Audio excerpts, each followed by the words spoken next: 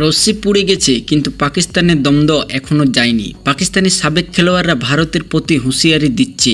তারা বলছে আমরা আবার সে একই ধরনের সেলিব্রেশন করব, আবার সে বড় বড় শট মারব এবং ফাইনালে ভারতের সঙ্গে দেখা হলেই প্রমাণ করে দিব। কিন্তু ফাইনালে পৌঁছানোর মতো ক্ষমতা আদৌ কি তাদের আছে?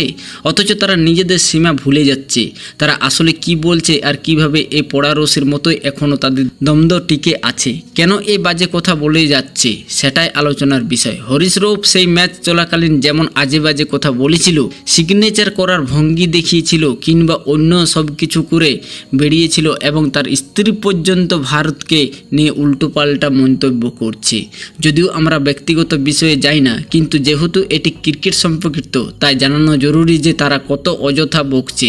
অথচ তাদেরকে আমরা ইতিমধ্যে 2 বার মাঠে তাদের আসল জায়গা দেখিয়ে দিয়েছি। ক্রিকেটে ভারতের সঙ্গে তাদের কোনো তুলনাই হয় না, কিন্তু তবুও তারা অর্থহীন কথা বলছে এবং ফাইনালে ভারতকে নিয়ে হুঁশিয়ারি দিচ্ছে। কিন্তু আদৌ কি পাকিস্তান ফাইনালে উঠতে পারবে সেটাই এখন সত্য জানার বিষয়। এখন দেখলে বোঝা যায় যে গাণিতিক হিসেবে ভারত পাকিস্তান ফাইনাল সম্ভব।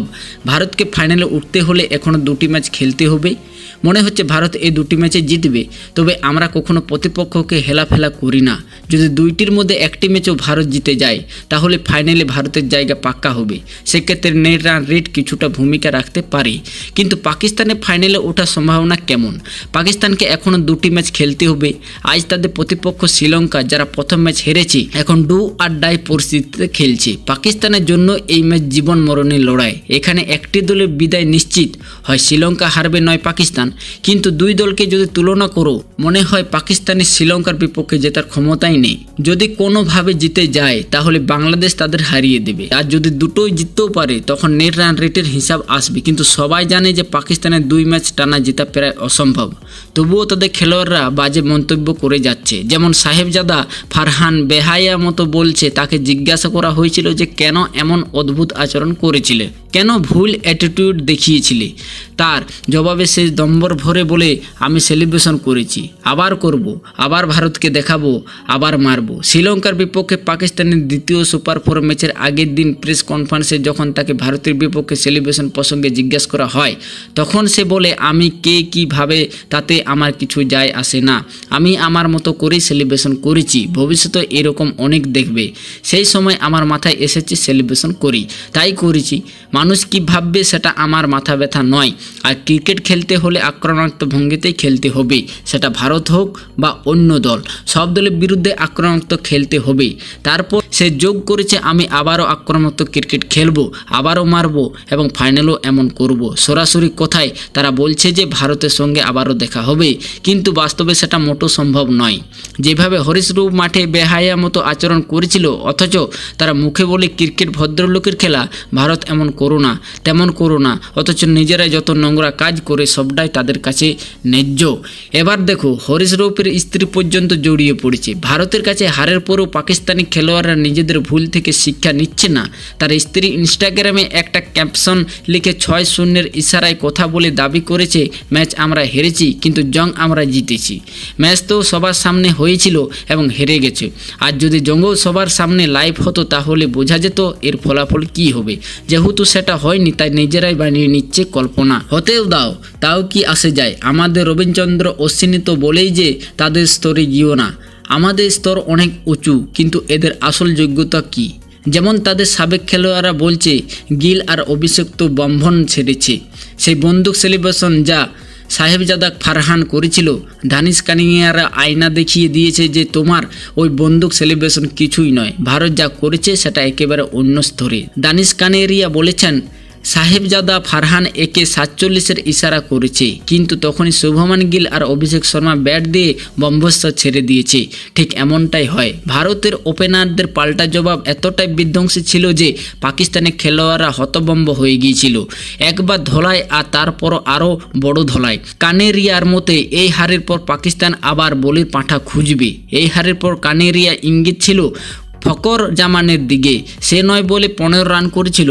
জামান পাকিস্তানকে ভালো শুরু দিয়েছিল, কিন্তু তৃতীয় ওভারে হার্দিক পান্ডিয়ার বলে ব্যাটের কানায় লেগে উইকেট কিপার সঞ্জু স্যামসনের হাতে বল চলে যায়। এরপর থার্ড আম্পায়ার তাকে আউট দেন। কানেরিয়া বলছেন পাকিস্তান এবারও বলির পাঠা খুঁজে নেবে। ফকর জামান আউট হওয়ার পর তাকে বলির পাঠা বানানো হলো। পাকিস্তান কানবে আর বলবে সে আউট ছিল না, কিন্তু সঞ্জু স্যামসন স্পষ্টভাবে ক্যাচ নিয়েছে, তার গ্লাভস বলের নিচে পরিষ্কারভাবে ছিল। তবুও পাকিস্তান এ নিয়ে কাঁদবে, সন্দেহ সুযোগ নেবে। যাই হোক, মিসবাহ উল হক বলেছেন যে অভিষেক শর্মা এমন ব্যাটিং করছে যেন নেটে ব্যাট করছে।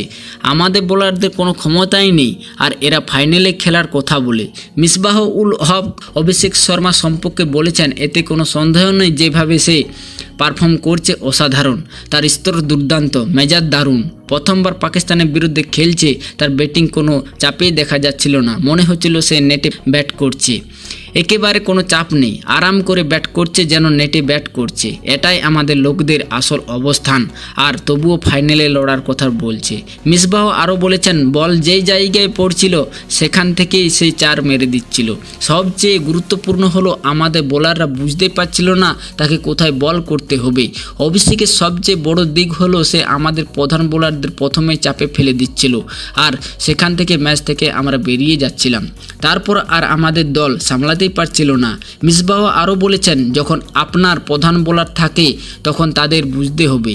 শাহি কিছু বল শরীরের কাছাকাছি ফেলেছিল, তখন অভিষেক শট খেলেনি, কিন্তু বল যদি সামান্য দূরে যায় তখন সে ধামাকা করে দেয়। অভিষেক শরীরের কাছে বলগুলো তো সামান্য জায়গা বানিয়ে মেরে দিচ্ছিল। সাবেক অধিনায়ক বলেছেন, আমি বুঝতেই পারছিলাম না কেন ফাইন মিড অফকে উপরে রেখে অভিষেক ক্রস ব্যাটিং করতে দিচ্ছিল।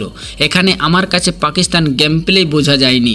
অভিষেককে অফ স্টাম্পের বাইরে বল করাই উচিত ছিল না, তাকে রাউন্ড দ্য উইকেট দিয়ে স্টাম্পে টার্গেট করা উচিত ছিল, কিন্তু তারা তো এমন বল দিচ্ছিল না যা মিড অফের দিকে দিয়ে সে সহজে খেলছিল। সব মিলিয়ে বলা যায় যে অভিষেক শর্মার সামনে আমাদের বোলিং কিছুই ছিল না, যেন অভিষেক নেটে ব্যাট করছে। কিন্তু পাকিস্তান দলের যোগ্যতা কি? এরা কি ফাইনালে খেলার মতো? এই দলকে দেখে বোঝা কঠিন।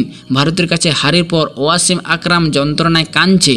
ওয়াসিম আকরাম তার ব্যাটসম্যানদের নিয়ে বলেছেন, আমি মন থেকে কথা বলবো, পাকিস্তানকে খেলতে দেখা কঠিন হয়ে যাচ্ছে। একজন সাবেক খেলোয়াড় হিসেবে জেতা হারার মানে আমি বুঝি, কিন্তু গত 4-5 বছরে ভারত প্রতিটি বিভাগে পাকিস্তানকে হারিয়েছে। 1-2 বার হতে জিতেছে, কিন্তু ভারতের পারফরমেন্স অবিশ্বাস্য। গভীরতা, প্রতিভা সবই আছে। যে কোনো দলে 1-2টি ক্যাচ ছুটতে পারে, সেটা ঠিক আছে, কিন্তু যখন 10 ওভারে 91 রান করে ফেলি আর তারপরও 200 রান পর্যন্ত পৌঁছাতে পারি না, তখন কষ্ট হয়। এটাই বলেছেন ওয়াসিম আকরাম। শাহিদ আফ্রিদি তো পাকিস্তানের ম্যাচের পর ভেঙে পড়ে অনুনয় করেছে। সে শোয়েব আখতারকে বলেছেন, যাও ভাই, এখন এই দল তোমাকেই দিলাম। দেখো, পাকিস্তানের টিভি চ্যানেলে শাহিদ আফ্রিদি বলেছে, শোয়েব আখতার পাকিস্তান ক্রিকেটের কত বড় নাম, কেন তাকে বলতে হচ্ছে আমাকে ডাকো, বরং তোমাদের তাকে সম্মান দিয়ে ডাকা উচিত। শাহিদ আফ্রিদি আরও বলেছেন, যদি তোমাদের জন্য কোনো বোলার বলে আমি করব, তাহলে তাকে দায়িত্ব দাও, তাকে বলো আমাদের ফাস্ট বোলার দাও। শোয়েব আখতার, তাকে কেন বলার দরকার পড়ছে? তারা একে অপরের কাছে অনুনয় করছে, তুমি যাও, তুমি যাও। শোয়েব আখতার এতটাই ফায়ার করেছে পাকিস্তান দলকে নিয়ে যে সাহেবজাদা তার বন্দুক সেলিব্রেশন ভুলে যাবে। হ্যাঁ, বন্দুক সেলিব্রেশন নিয়ে অনেক আলোচনা হচ্ছে। কোচ মাইক হ্যাসনের ব্যাপারে শোয়েব আখতার বলেছেন, আমি কোচ মাইক হ্যাসনের সিদ্ধান্ত দেখে অবাক। যখন অধিনায়কত্বের প্রসঙ্গ আসে তখন তো তাকে বোঝাই যায় না সে আসলে কি করছে। সালমান আলী আগাকে নিয়ে বলছে, মাঝখানে কি খেলছে? সে তো দলের সবচেয়ে দুর্বল লিঙ্ক, সে কি আসলে ওই জায়গায় খেলার যোগ্য? কেউ কি এই নিয়ে কথা বলবে? সে মাঝখানে সবচেয়ে দুর্বল লিঙ্ক, সে করে কি আমাকে বলো। সে 6 নম্বরে নেমে আসে, আর ভারতের এই জায়গায় হার্দিক পান্ডিয়া যা তিলক আছে ভারতের সঙ্গে তুলনাই হয় না। প্রথম থেকে দলের নির্বাচন ভুল ছিল। 10 ওভারের পর 91 রান করেছিল, এরপর 15তম ওভারে 140 রান করে ফেলেছিল। তখনও তো 200 রান পর্যন্ত যেতে পারত। উইকেটও ভালোই ছিল। হুসেনের তালাত নেমে ধীর গতিতে ব্যাটিং করলো, 11 বলে 10 রান করলো। তারপর মোহাম্মদ নবী 19 বল খেললো আর রান আউট হয়ে গেল। সব মিলিয়ে শোয়েব আখতার ভয়ানক ধমক দিয়েছে। ভারতের কাছে হেরে শোয়েব আখতার কান্নায় ভেঙে পড়েছে। মানে শোয়েব আখতার আরেকটা কথাও বলেছে। শোয়েব আখতার বলেছে, টুইটার পোস্টে লিখেছে, ওই আউটটা আউট ছিল না, ব্যাটসম্যানকে সুবিধা দেওয়া উচিত ছিল।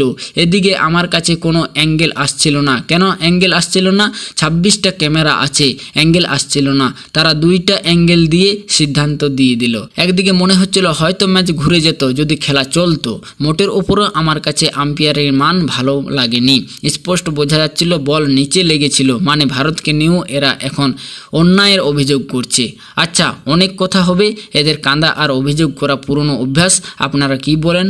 ফাইনালে আবারও কি পাকিস্তান ভারতের মুখোমুখি হতে পারবে? কমেন্ট সেকশনে অবশ্যই জানাবেন।